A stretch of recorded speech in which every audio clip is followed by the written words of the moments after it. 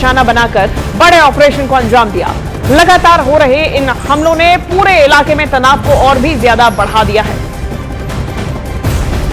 अब ऐसे में दक्षिणी लेबनान के कई शहरों पर इजरायली सेना ने कहर बरपा दिया। जानकारी सामने आई जहां इजरायली हवाई हमलों में तबाही की कई तस्वीरें सामने आई।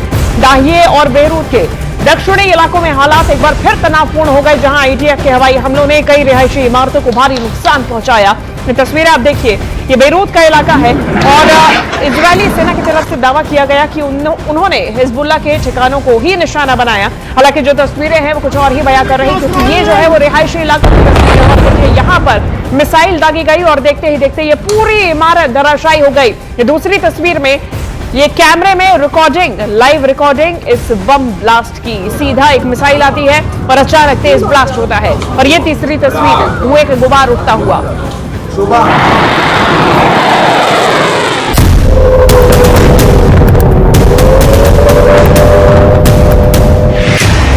ईरान जंग में लेबनान बर्बाद हो रहा है। लेबनान की राजधानी बेरूत की इमारतें इजरायल के बम बारूद के आगे पलक झपकते ही जमींदोज हो रही हैं। इजरायल की मिसाइलें किसी भी दिशा से आती हैं और धमाका हो जाता है। जंग के 19वें दिन लेबनान की राजधानी से जो तस्वीरें आईं वो हाहाकारी थी। बेरूत के अल बशूरा इलाके की एक 22 मंजिल वाली ऊंची इमारत तो इजरायल के हमले के बाद खड़ी खड़ी गिर गई।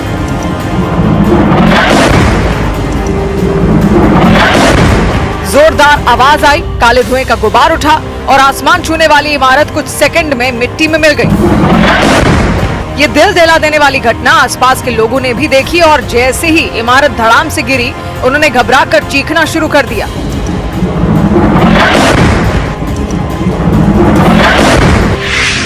बेरूत के अल बशूरा में इस इमारत के गिरने की तस्वीरें कई एंगल से आईं। किसी ने दूर से वीडियो बनाया तो कोई घटना के समय बिल्कुल पास था। एक अलग एंगल में दूर से बनाए गए वीडियो में धमाका शुरू से कैद हुआ। देखा कि कैसे इमारत के पास जोरदार धमाका हुआ और फिर वहां सिर्फ मलबे का ढेर बचा।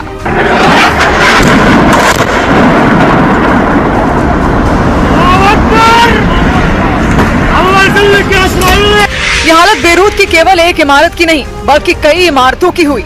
एक रिहायशी बिल्डिंग पर तो अचानक ही इजरायल के लड़ाकू विमान ने बम बरसा दिए।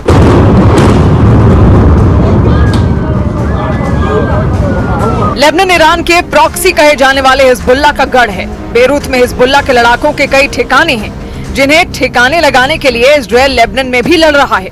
यानी इजरायल एक साथ ईरान और लेबनान दोनों जगह अटैक कर रहा है।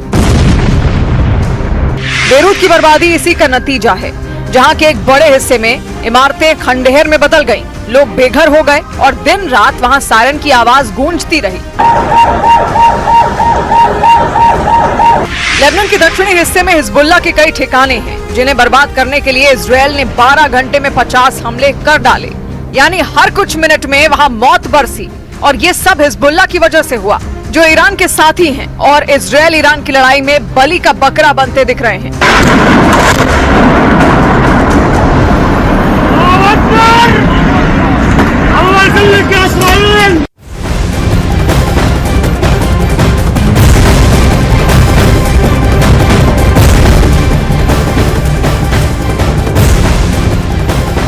तो इजरायल ने कहा है कि उसने ईरान के इंटेलिजेंस मिनिस्टर को निशाना बनाया। ये जानकारी इस बीच सामने आई, जहां इजरायल की तरफ से ये कहा गया कि उसने अब ईरान के इंटेलिजेंस मिनिस्टर को निशाना बनाया और इजरायल की तरफ से, अमेरिका की तरफ से लगातार ईरान के टॉप कमांडर्स और लीडर्स को निशाना बनाया जा रहा है। और अब जो इजरायल की नजर है वो ईरान के इंटेलिजेंस मिनिस्टर पर आ गई है और इजरायल ने ये बयान दे दिया। इजरायल की तरफ से खुल्लम खुल्ला कहा गया कि अब जो निशाना है वो इंटेलिजेंस मिनिस्टर पर है और इनको निशाना बनाया जा रहा है। इजरायल की तरफ से ये कहा गया कि उसने ईरान के इंटेलिजेंस मिनिस्टर को निशाना बनाया। इसके पहले बता दें कि इजरायल की स्ट्राइक में इंटेलिजेंस लीडर और इसके पहले सिक्योरिटी काउंसिल के लीडर अली लारिजानी की भी मौत हुई थी, जिसके बाद अब इजरायल की तरफ से यह बयान दिया गया।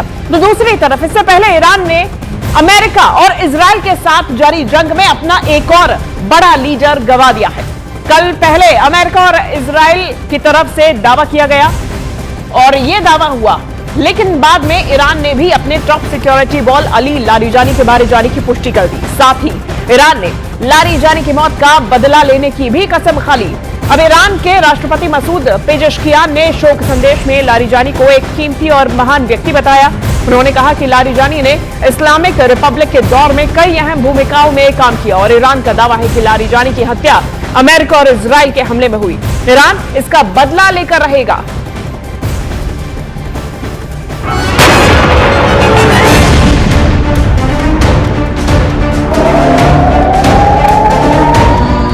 अमेरिका और इजराइल के जिस दावे को लेकर दुनिया भर की मीडिया में चर्चा होती रही, उसे अब ईरान ने भी स्वीकार कर लिया है। ईरान के विदेश मंत्री अब्बास अराक्ची ने अमेरिका और इजराइल के हमले में ईरान की सुप्रीम नेशनल सिक्योरिटी काउंसिल के सचिव अली लारिजानी के मौत के दावों की पुष्टि कर दी है। हालांकि उन्होंने ये भी कहा कि लारिजानी की हत्या से ईरान की सरकार को कोई झटका नहीं लगेगा।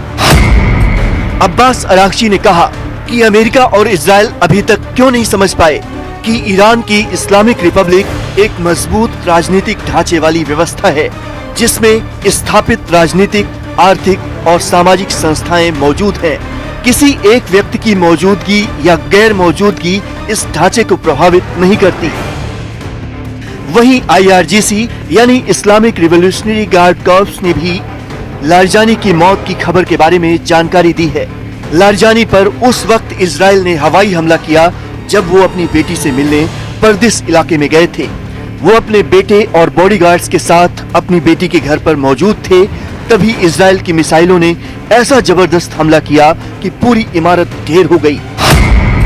हमले में अली लारिजानी के साथ साथ उनके बेटे मोर्तजा लारिजानी, उनके डिप्टी अली रेजा बायात और उनके कई बॉडीगार्ड्स मारे गए हैं। इससे पहले ट्रंप और नेतन्याहू ने लारिजानी की मौत का दावा करते हुए कहा था कि ईरान का टॉप ऑफिसर लारिजानी ईरान में प्रदर्शनकारियों की हत्या का जिम्मेदार था। The top person was, they say, a lot of people say their actual top was killed yesterday, along with somebody else who was responsible for the killing, the man that was responsible for the killing of 32,000 people over the last 2 weeks. He was in charge of the killing of protesters. It's an evil group. I mean, they've killed much more than 32,000 people. And the man who was responsible for that was also killed yesterday. הבוקר חיסלנו את עלי לאריג'אני. עלי לאריג'אני זה הבוס של משמרות המהפכה, שזה חבורת הגנגסטרים שמנהלת בפועל את איראן. אנחנו חיסלנו לצידו גם את מפקד הבסיס, זה העוזרים של הגנגסטרים, שהם מפיצים טרור ברחובות טהרן וערים אחרות של איראן נגד האוכלוסייה. גם שם אנחנו פועלים מהאוויר עם מטוסים של חיל האוויר, עם כטב"מים, וגם שם פועלים. उधर Iran ने भी साफ कर दिया है कि वो Ali Larijani की मौत का बदला लेगा। ईरान के राष्ट्रपति मसूद पेजेश्कियान ने शोक संदेश में लारिजानी को कीमती और महान व्यक्ति बताया। वहीं IRGC के एरोस्पेस फोर्स के कमांडर सैयद माजिद मौसवी ने ये कहकर चेतावनी दी कि अब दुश्मन का आसमान देखने लायक होगा। साथ ही ईरान ने जवाबी कार्रवाई भी शुरू कर दी। ईरान ने इजराइल पर मिसाइल हमलों की 61वीं लहर चलाने का दावा किया और कहा कि ये हमला लारिजानी की शहादत का बदला है। ईरान की सेना IRGC का दावा है कि उसके हमले में दुश्मन के 200 से ज्यादा सैनिक ढेर हुए हैं।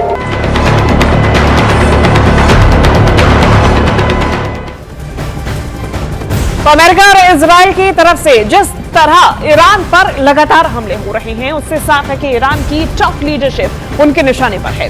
ये महायुद्ध का माइंड गेम है, जिसमें सुनियोजित तरीके से ईरान की टॉप लीडरशिप को निशाना बनाया जा रहा है ताकि ईरान युद्ध में कमजोर पड़ जाए। जल्द ही ईरान इस युद्ध में घुटने टेकने के लिए मजबूर हो जाए।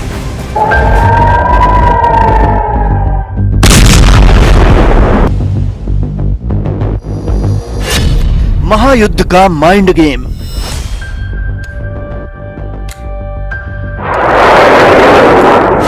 ईरान की लीडरशिप का द एंड।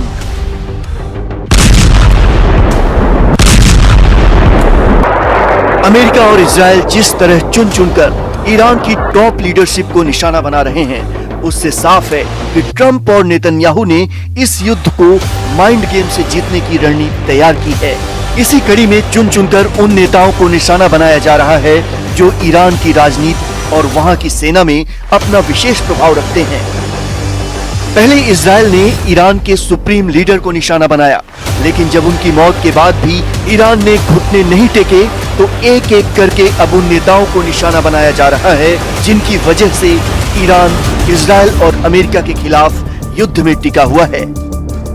अली लारिजानी भी ऐसे ही नेताओं में से एक थे जिन्होंने अली खामनेई की मौत के बाद और नए नेता की नियुक्ति से पहले ईरान की सत्ता के संचालन में निर्णायक भूमिका निभाई और ये संकेत दिया था कि ईरान लंबे संघर्ष के लिए तैयार है। अपने मौत से पहले भी लारिजानी ईरान के 3 बड़े संकटों को एक साथ संभाल रहे थे। पहला, अमेरिका इजराइल के साथ जंग, जिस पर उन्होंने कहा था कि ईरान को लंबे संघर्ष के लिए तैयार रहना चाहिए। दूसरा, ईरान में हो रहे विरोध प्रदर्शन, जिसमें हजारों प्रदर्शनकारियों की मौत हुई। तीसरा, ईरान का न्यूक्लियर प्रोग्राम और अमेरिका के साथ रुकी हुई अप्रत्यक्ष बातचीत। इसीलिए लारिजानी की मौत से ईरान को गहरा झटका लगा है।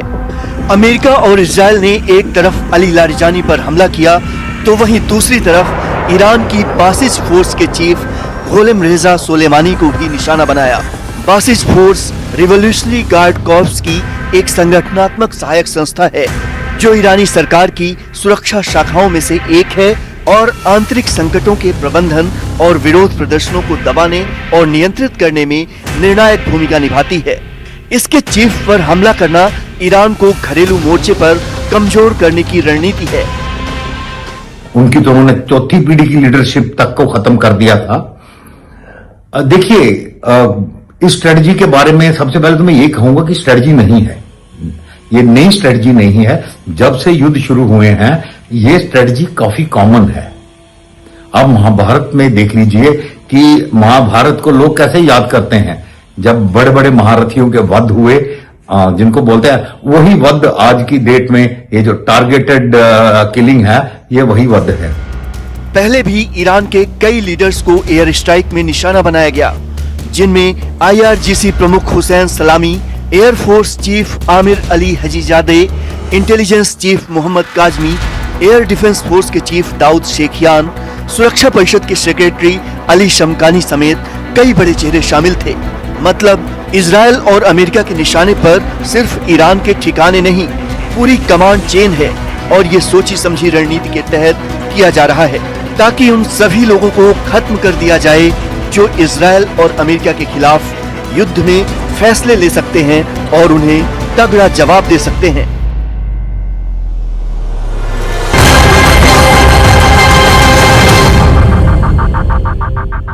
ईरान में इजराइल के लिए जासूसी करने पर कुरैश किवानी नाम के एक शख्स को फांसी दी गई है। संवेदनशील तस्वीरें मोसाद को भेजने का इस शख्स पर आरोप था और यह बड़ी सजा दी गई है। कुरैश किवानी नाम का यह शख्स है जिसे फांसी की सजा दी गई है और इस पर आरोप यह था कि यह संवेदनशील तस्वीरें मोसाद को भेजने का काम कर रहा था और इसीलिए यह बड़ी सजा दी गई है।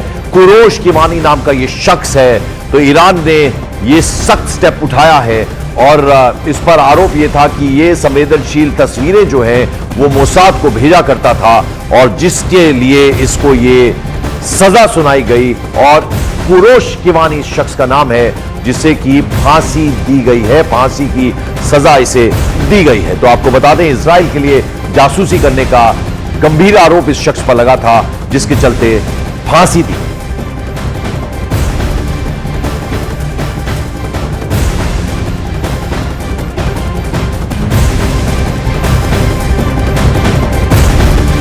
शैलेंद्र वांगू मेरे सहयोगी इस वक्त हमारे साथ जुड़ रहे हैं। शैलेंद्र, क्या जानकारी, कुरैश किवानी क्या इस पर आरोप था और कहा जा रहा है कि मोसाद को तस्वीरें भेज रहा था, कई सारी संवेदनशील तस्वीरें।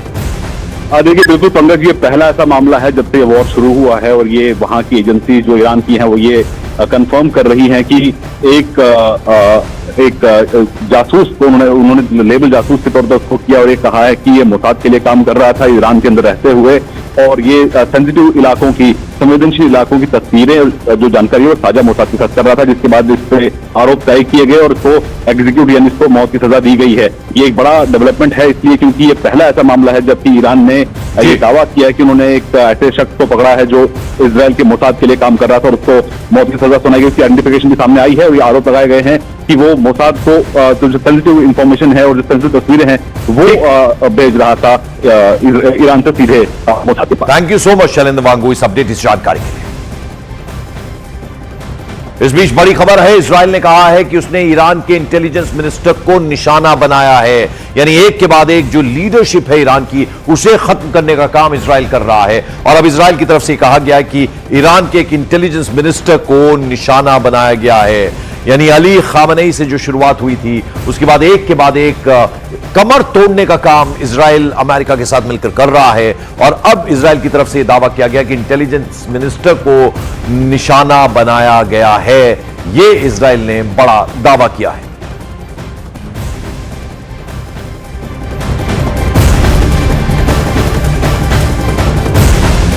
और इससे पहले आपको बता दें, जैसा हमने आपको बताया कि अब एक के बाद एक ईरान जो है ईरान के ऊपर एक के बाद एक क्लेम कर रहा है। उसका यह कहना है कि अब इंटेलिजेंस मिनिस्टर को निशाना बनाया है, यह बड़ा दावा किया गया है, यानी एक के बाद एक जो लीडरशिप है उसको खत्म करने का काम इजराइल कर रहा है। ईरान की लीडरशिप को अली खामनेई से जो सिलसिला शुरू हुआ था वो रुकने का नाम नहीं ले रहा, और अभी लारिजानी को जिस तरह से उसकी मौत की भी एक तरह से पुष्टि कर दी गई है, ईरान ने भी ये माना है, और एक के बाद एक इजराइल जो है वो टारगेट कर रहा है और लीडरशिप को एक तरह से टारगेट किया जा रहा है ताकि कमर तोड़ दी जाए पूरी तरह से ईरान की।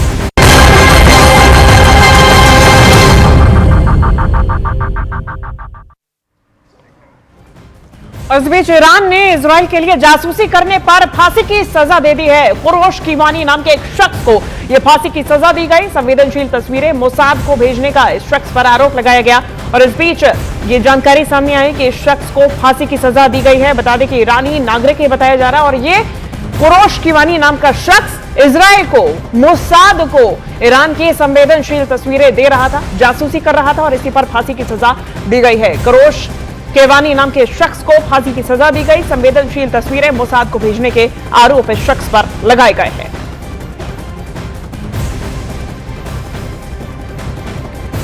तो वहीं एशिया में कच्चे तेल को लेकर बड़ी हलचल देखने को मिल रही है। रूस का एक तेल टैंकर जो पहले चीन जा रहा था अब बीच रास्ते से मुड़कर भारत की ओर आ रहा है और यह टैंकर एक्वा टाइटन अब न्यू मैंगलोर पोर्ट पहुंचने वाला है। खास बात यह है कि ऐसा सिर्फ एक जहाज के साथ नहीं हुआ बल्कि कई रूसी तेल टैंकर्स ने अपना रूट बदलकर चीन की बजाय भारत का रुख किया है। बताया जा रहा है कि भारत सस्ते रूसी तेल को खरीदने के लिए तेजी से आगे बढ़ रहा है और चीन से ज्यादा एक्टिव नजर आ रहा है और ऐसे में मिडिल ईस्ट में तनाव और सप्लाई की अनिश्चितता के बीच में भारत ने बड़ी मात्रा में रूसी तेल खरीदने की रणनीति अपनाई और ये जहाज भी अब इसी रणनीति के तहत माना जा रहा है कि भारत का रुख कर चुका है।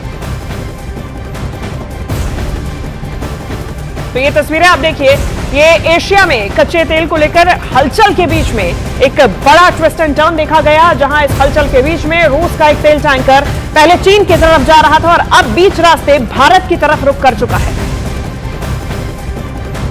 तो पश्चिम एशिया में जंग के बीच तल अवीव से सामने आए ताजा दृश्यों ने हालात की भयावहता दिखा दी है और ऐसे में ईरान ने तल अवीव पर मिसाइलों की बौछार कर दी।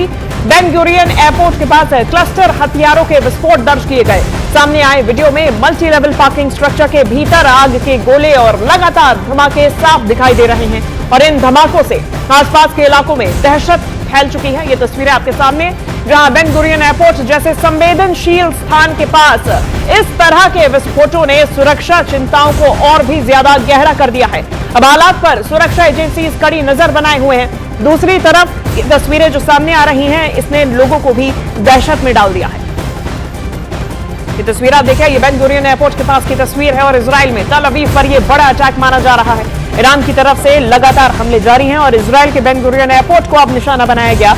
यह सीधे तौर पर एक संवेदनशील एरिया है और इस पर ईरान की तरफ से टारगेटेड अटैक किया गया। ये तस्वीरें आपके सामने, लोगों में भी काफी दहशत का माहौल है। इजराइल की ये तस्वीरें सामने आई जहां तल अवीव में लगातार पहले रक्षा मंत्रालय को, उसके बाद में सरकारी दफ्तरों को निशाना बनाया गया, इंफ्रास्ट्रक्चर पर हमला किया गया और अब ये तस्वीर जो कि बेन गुरियन एयरपोर्ट से सामने आई।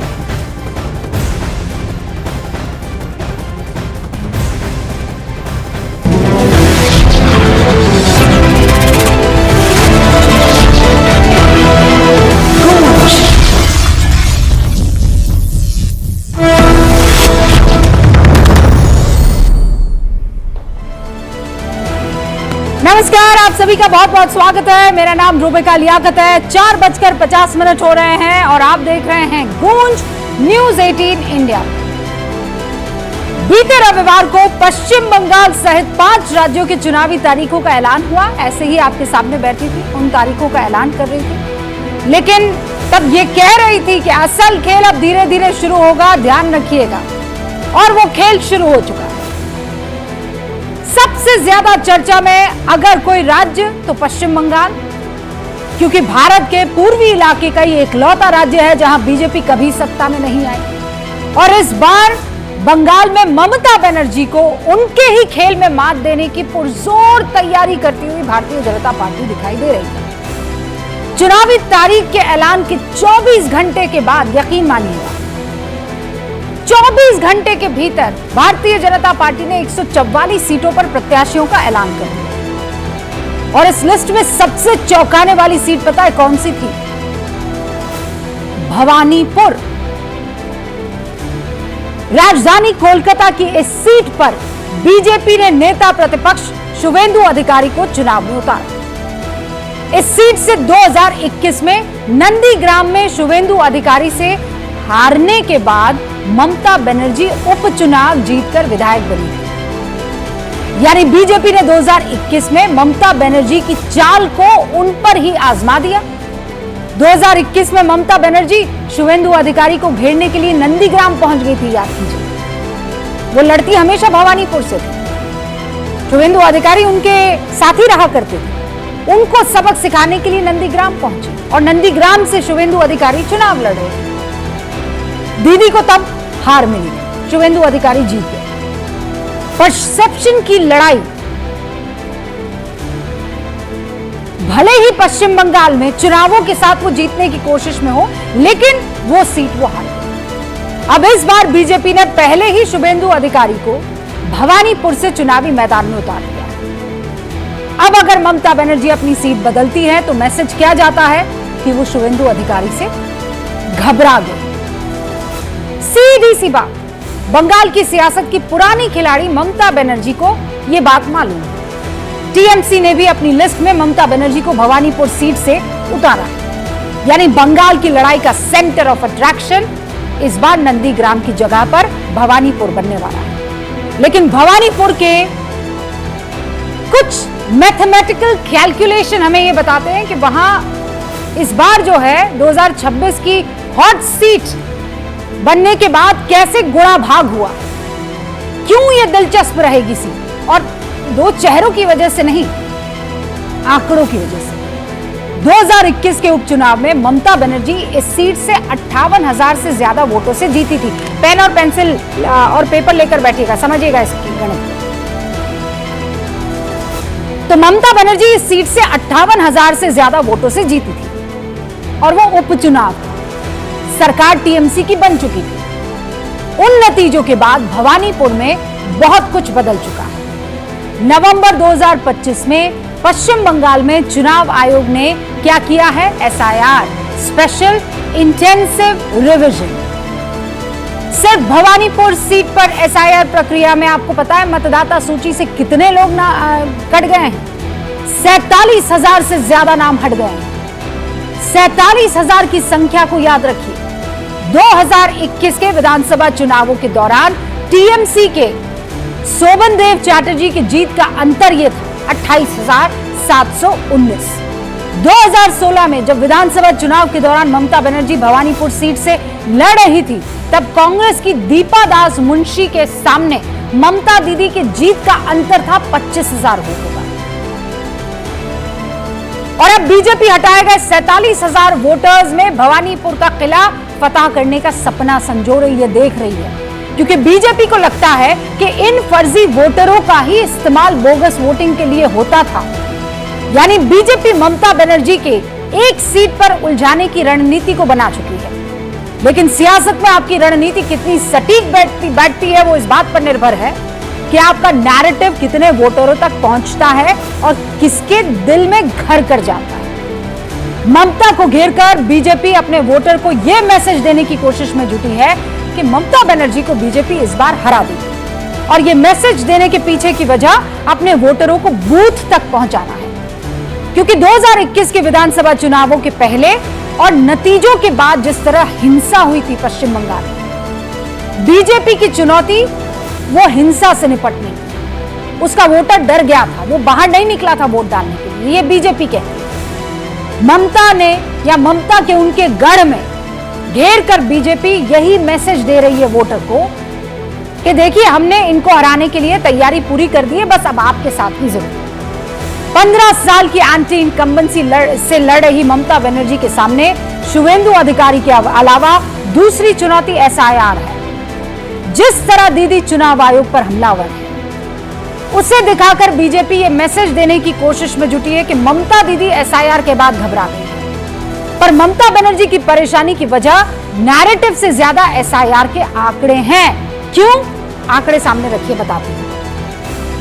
एसआईआर शुरू होने से पहले पश्चिम बंगाल में 7,66,37,529 वोटर थे। मोटा मोटी आंकड़ा याद है। और अब आज की तारीख में बंगाल में 6,44,52,609 वोटर रह गए। एसआईआर शुरू होने से पहले के मुकाबले 1,21,00,000 से ज्यादा वोटर्स कम। हिमाचल प्रदेश, उत्तराखंड, जम्मू कश्मीर राज्यों के कुल वोटर इतने नहीं हैं। बंगाल में बीते चुनाव के कुल वोटरों में से सीधे 16% वोटर्स एसआईआर के बाद लिस्ट से हटा दिए गए। 2021 में बीजेपी और टीएमसी के बीच वोटों का अंतर पता है आपको कितना था? मात्र 10%। वोटर लिस्ट में से कितने परसेंट गए हैं? अराउंड 16%। यही आंकड़े दीदी को दिक्कत में डाल सकते हैं। बंगाल में हर रोज टीएमसी नेताओं की तरफ से चुनाव आयोग के खिलाफ प्रेस कॉन्फ्रेंस हो रही है। आंकड़े मुख्य चुनाव आयुक्त ज्ञानेश कुमार के खिलाफ लाए गए महाभियोग प्रस्ताव की पटकथा है, समझिए इसे। मुख्य चुनाव आयुक्त ने चुनावों की तारीखों के ऐलान के वक्त कह दिया था कि बंगाल में फाइनल वोटर लिस्ट नामांकन की आखिरी तारीख तक जाने वाली है और यह काम सुप्रीम कोर्ट की निगरानी में हो रहा है। लेकिन टीएमसी के लिए दिक्कत यह है कि इस नए चैलेंज की काट निकालने के लिए उसके पास अभी वक्त नहीं है। हालांकि वोटर्स का नाम कटना बीजेपी की चिंता को भी बढ़ा रहा है, और कैसे, अब उसे समझिए। एसआईआर के बाद जो ड्राफ्ट वोट लिस्ट जारी हुई है वोटर्स की, उसमें बड़ी संख्या में मतुआ समुदाय के लोगों का नाम भी हट गया। उनकी मैपिंग नहीं हो पाई है और इस समुदाय में डर है कि वो अपने मताधिकार से दूर रह जाएगा। और बीते चुनाव में मतुआ समाज लगातार बीजेपी का मजबूत वोट बैंक रहा है। तो ये केवल दीदी के लिए नहीं, मतुआ समाज जो बीजेपी को वोट करता है उनके नाम भी लिस्ट से हटे। यानी एसआईआर बंगाल में दोनों मुख्य सियासी दलों के लिए दोधारी तलवार बन गया। और इसीलिए गूंज में बड़ा सवाल यह कि ममता को उनके गढ़ में घेर कर बीजेपी अपने वोटरों का डर क्या खत्म कर पाएगी? क्या शुवेंदु अधिकारी नंदीग्राम वाला कमाल भवानीपुर में दोहरा पाएंगे? और क्या पश्चिम बंगाल में बड़े पैमाने पर वोट काटना दीदी के लिए मुश्किल पैदा करेगा? मैं शुरू कर रही हूं गूंज।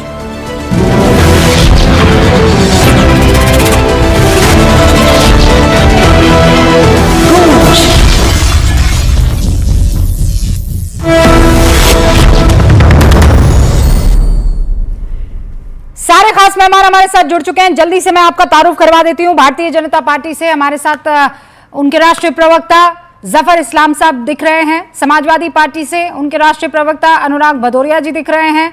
राजनीतिक विश्लेषक पंकज शर्मा जी, वरिष्ठ पत्रकार हमारे साथ जुड़ चुके हैं। टीएमसी समर्थक बादल देवनाथ आपको दिखाई दे रहे हैं और यहाँ मेरी बगल में और बादल देवनाथ जी के बगल में हर्षवर्धन त्रिपाठी जी, सीनियर जर्नलिस्ट आपको दिखाई दे रहे हैं। आप सभी का बहुत बहुत स्वागत है। बादल जी, भवानीपुर, जय भवानी। जय माँ भवानी, जय माँ दुर्गा। एक बार माँ दुर्गा का पुनः मंत्र बोल दूं? हाँ हाँ, नहीं, रुकिए। ठीक है। मेरा नाम बादल देवनाथ है। मैं भोलेनाथ माँ का भक्त हूँ। और काल से नवरात्रि शुरू हो रहा है। माशाल्लाह। और अब कुछ नहीं बोलूंगा मैं। और मैडम, जो भवानीपुर, शुभेंदु अधिकारी और मुतवा संप्रदाय के बारे में जो आपने जो मैथमेटिकल जो कैलकुलेशन आपने कहा, मैं आपको कह रहा हूँ मैडम, शुभेंदु अधिकारी का राजनीतिक कैरियर खत्म हो रहा है 2026 में। और खत्म करने का जो पहला कोशिश वो भाजपा ने किया है।